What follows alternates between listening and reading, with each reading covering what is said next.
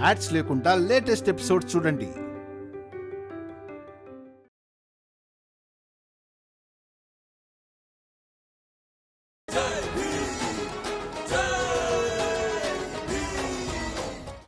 ఎప్పుడైనా మన జీవితంలో ఇలాంటి గొప్ప సంఘటనలు గనక జరిగితే మనం దాని గురించి డైరీలో రాసుకోవాలి అని.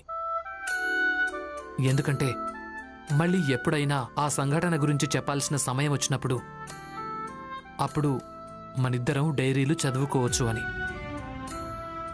అవును, ఈరోజు కూడా రాద్దాం.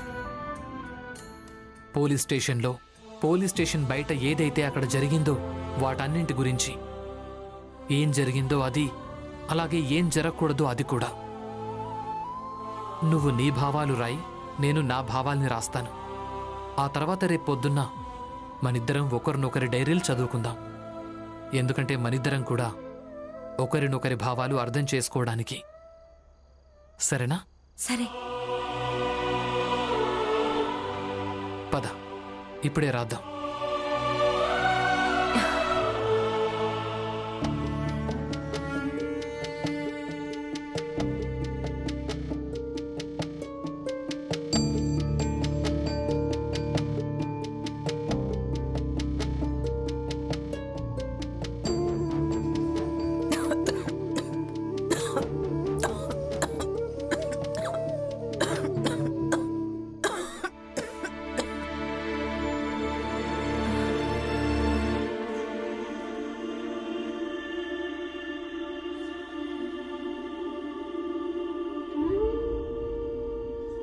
ఏమైంది? నిద్ర రావడం లేదా? ఆరోగ్యం బాగానే ఉందా జీజాబాయ్? ఆర్తి విషయంలో భీమ్ గెలుస్తాడంటారా? జీజాబాయ్, ఎప్పుడైనా వ్యక్తి నిద్రపోయే సమయంలో తన గురించి ఆలోచిస్తాడో ఆ వ్యక్తి సుఖంగా ఉంటాడు, సంతోషంగా ఉంటాడు. ఇక ఏ వ్యక్తి అయినా నిద్రపోయే సమయంలో ఇతరుల గురించి ఆలోచిస్తాడో తను సంతోషంగా ఉండడు, బాధపడతాడు. పడుకో.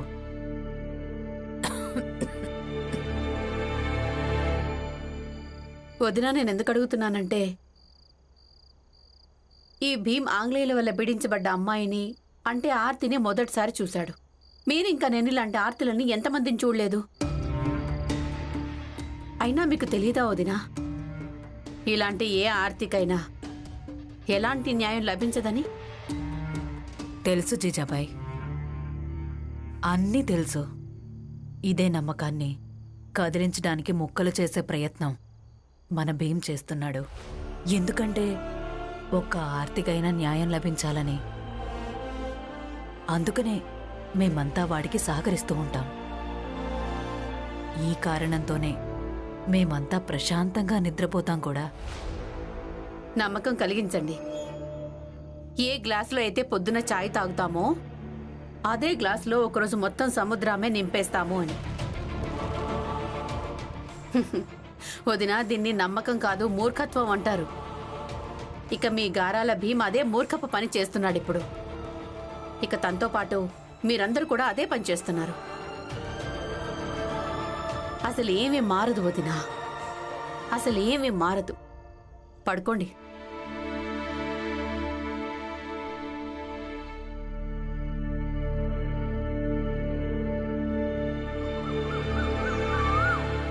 ఆర్తి, నిన్నట్నుంచి నువ్వు నీ బట్టలు కూడా మార్చుకోలేదు. చూడు, నువ్వు నీ అవతారాన్ని ఎలా చేసుకున్నావో. ఇక నువ్వు డేవిడ్ గారితో ఎప్పుడైతే పోరాడాలని నిర్ణయించుకున్నావో, నువ్వు నీ గురించి అలాగే నీకు పుట్టబోయే బిడ్డ గురించి ఇద్దరి గురించి శ్రద్ధ తీసుకోవాలి. నువ్విక ఇలాగే తినకుండా తాగకుండా ఏడుస్తూ ఉంటే అప్పుడు నీతో పాటు నీ కడుపులోని ఈ బిడ్డ ఆరోగ్యం ఇద్దరిది చెడిపోతుంది. వెళ్ళి స్నానం చెయ్యి. ఆ లోపు నేనేదైనా వంట వండుతాను. సర్వస్వం మట్టి పాలైపోయిందక్క. ఇంకేం మిగిలిందని? కలలు లేవు, సంతోషాలు లేవు. నా బట్టలు, నా పరువు ఏవీ లేకుండా పోయాయి.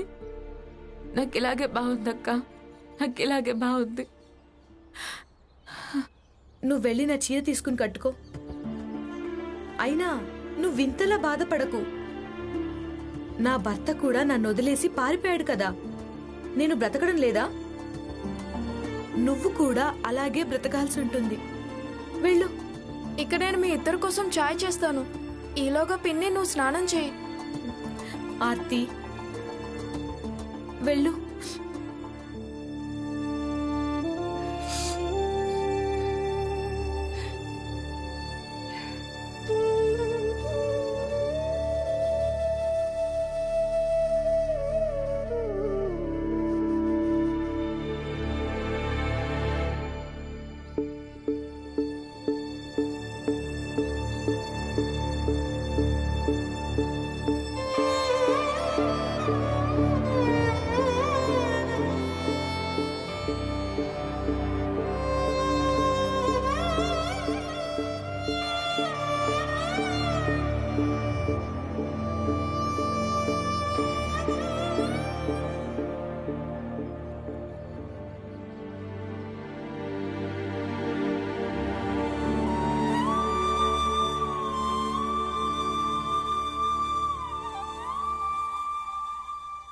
ఆనంద్, ఇంట్లో అంతా బాగానే ఉందా?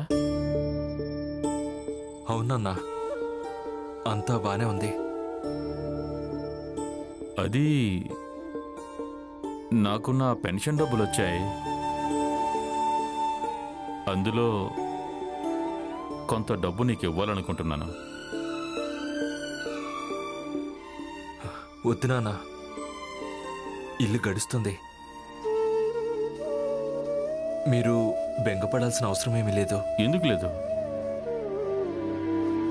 ఇంట్లోంచి వేరుపడ్డావు అంటే దానికి అర్థం మన ఇద్దరికీ బంధమే తెగిపోయిందని కాదు కదా. నేను ఎప్పుడు అనుకుంటే అప్పుడు నీకు సహాయం చేయగలను. ఇక నా ఈ హక్కుని నా నుంచి ఎవ్వరూ దూరం చేయలేరు. నాన్న, అయితే ఈ హక్కు గురించి మీరు నాతో కాదు, లక్ష్మితో మాట్లాడితే బాగుంటుంది. ఎందుకంటే ఇంట్లో డబ్బు లెక్కలన్నీ లక్ష్మి చూసుకుంటుంది, తనే సంపాదిస్తుంది.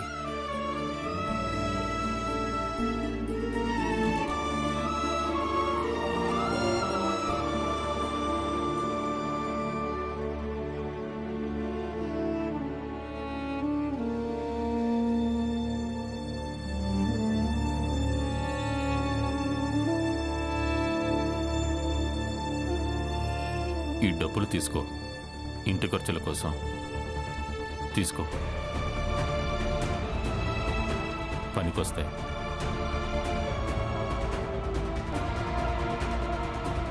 పోరాటం మొదలెట్టింది ఇప్పుడే కదా మామయ్య, పోరాడనివ్వండి. కాసేపు, కొన్ని రోజులు పోరాటం మీ నుంచే నేర్చుకున్నాం. ఇప్పుడు అమలు చేయనివ్వండి.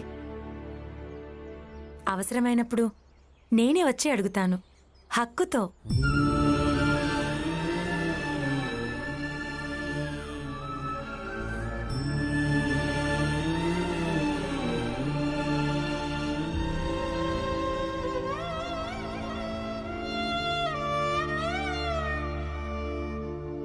నాన్న,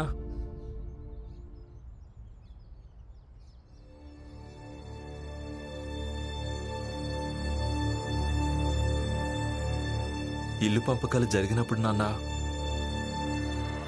పోరాడే మైదానం కూడా మారిపోతుంది. అందుకే మేమెలా ఉన్నామో అలా బానే ఉన్నాం. మీరేం బాధపడకండి నాన్న.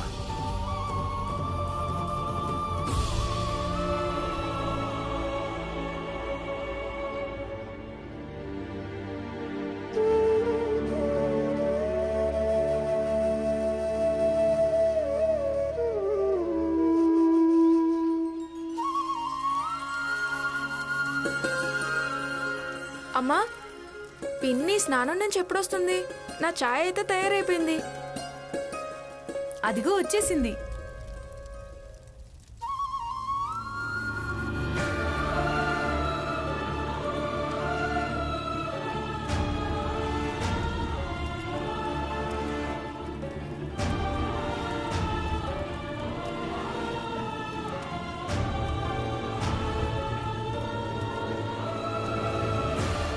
ఆర్తి,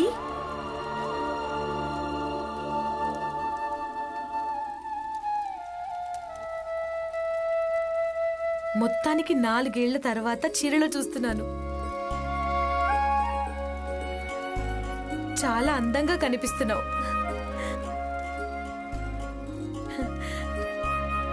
ఎవరి దిష్టి తగలకూడదు. చాలా అందంగా ఉన్నావు ఆర్తి. పిన్ని, నా చాయ్ తయారైపోయింది. వడకట్టనా? హా, వడగట్టు.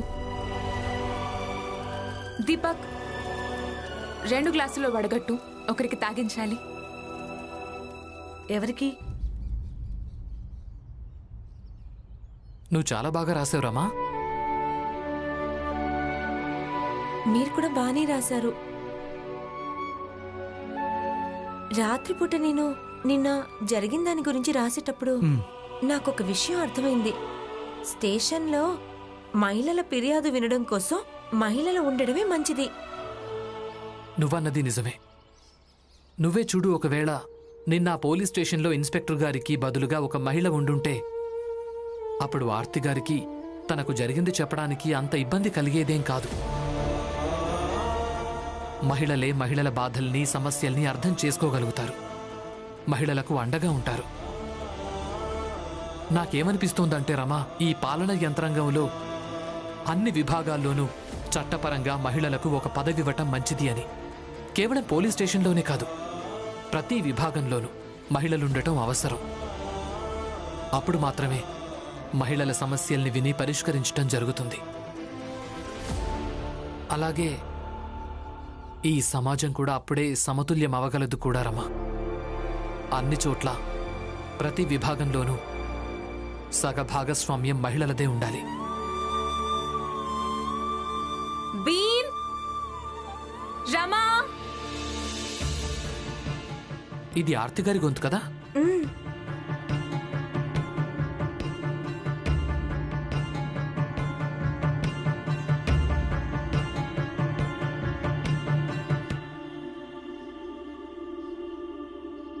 చెప్పండి.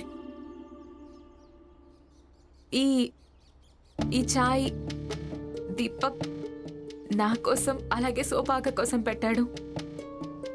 కానీ అది నేను మీ ఇద్దరి కోసం తీసుకొచ్చాను, కృతజ్ఞతలు చెప్పుకోవడానికి.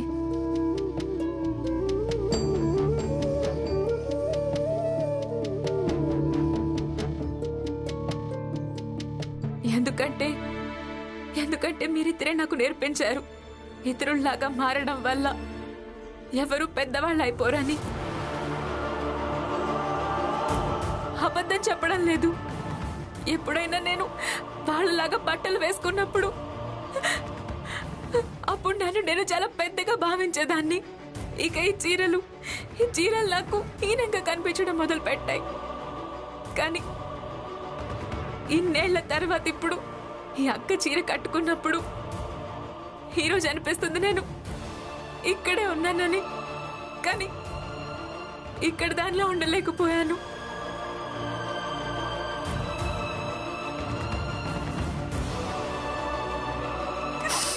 అందుకు నాకు శిక్ష పడింది.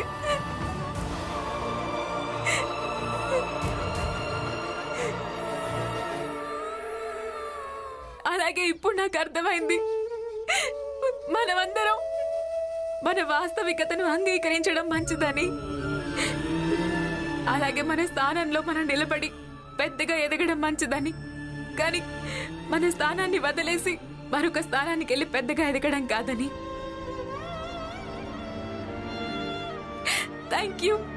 Thank you Bheem. Thank you Rama. ఎదిగో ఈ చాయ్ తాగండి.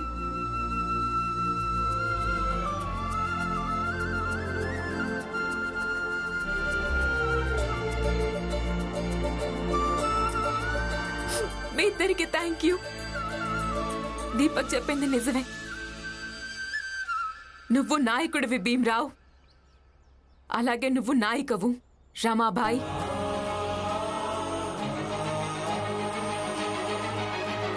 భరతమాత నుదుటిపై కొత్త రాతవి, శక్తిదాతవి, రాజాంగ కర్తవి, నువ్వు కన్న స్వప్నం సమానతే కదా, సమస్త జనులకి చరిత్ర నీ కదా.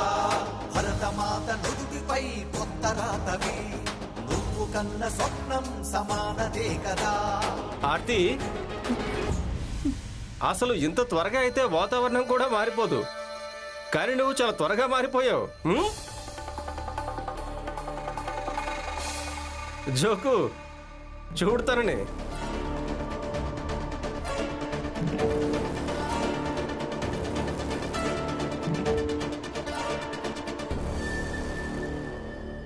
హితేష్ గారు, ఒకవేళ విషయం అర్థమైందంటే దాన్ని అంగీకరించడం మంచిది. ఏమర్థమైంది? అసలేం అర్థమైంది? వీళ్ళిద్దరూ మహానాయక నాయకులనా? వీళ్ళు మా అందరితో ఇదే బస్తీలో ఉంటున్నారు. 2 పూటలా తినడానికి రొట్టెలు కూడా పూర్తిగా దొరకవు.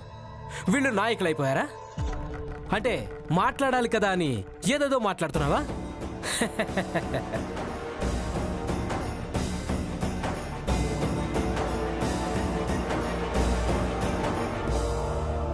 కాదు జోకు గారు, దీపక్ నాకు వీళ్ళిద్దరి గురించి ఏమేం చెప్పాడో అది విన్న తర్వాత నాకేమనిపిస్తుందంటే, ఒకవేళ వీళ్ళు లండన్లో ఉండుంటే వీళ్లను గౌరవించే వాళ్ళని.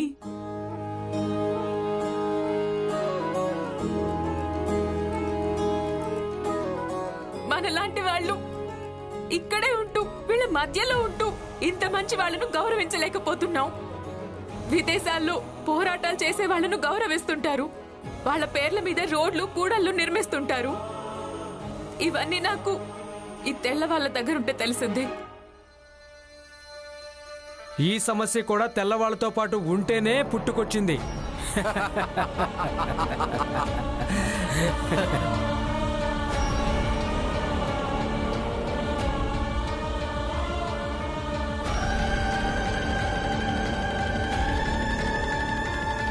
సమస్య ఏదైనా సరే, కానీ ఏది నిజమో అదే నిజం. చూడండి, ఇప్పుడు చూడండి, ఈ భీమ్ ఇంకా రమాల పేర్ల మీద కూడళ్ళు ఇంకా రోడ్లు నిర్మిస్తారు.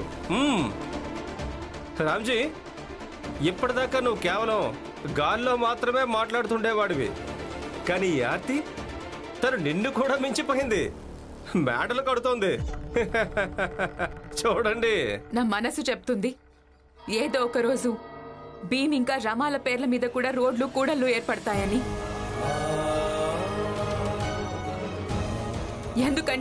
ఎందుకంటే వీళ్ళు ఎవరంటే వీళ్ళు ఇతరులకు దారి చూపిస్తుంటారు. ఎవరైతే ఇతరులకు దారి చూపించడం జరిగిందో వాళ్ళ పేర్లనే కూడళ్ల దగ్గర రాయడం జరుగుతుంది.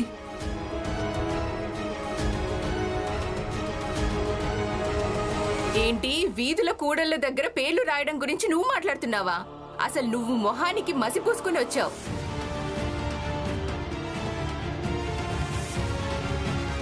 ఎలాంటి రోజులొచ్చాయి?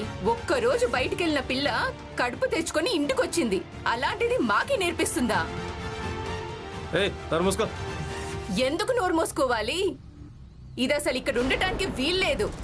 దీన్ని ఎవరు కూడా బలవంతం చేయలేదు కదా, ఇది దీని ఇష్టంతోనే వెళ్ళింది.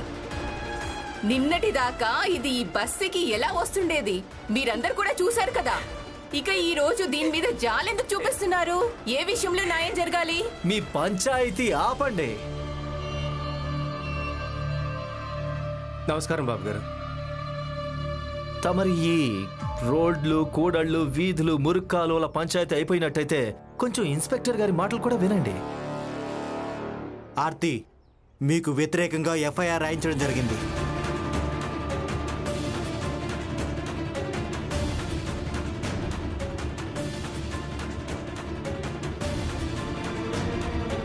ఎలాంటి ఎఫ్ఐఆర్? ఒక వ్యక్తి మీ మీద రాయించాడు, తన బిడ్డకు మీరు తల్లి కాబోతున్నారని. ఏంటి?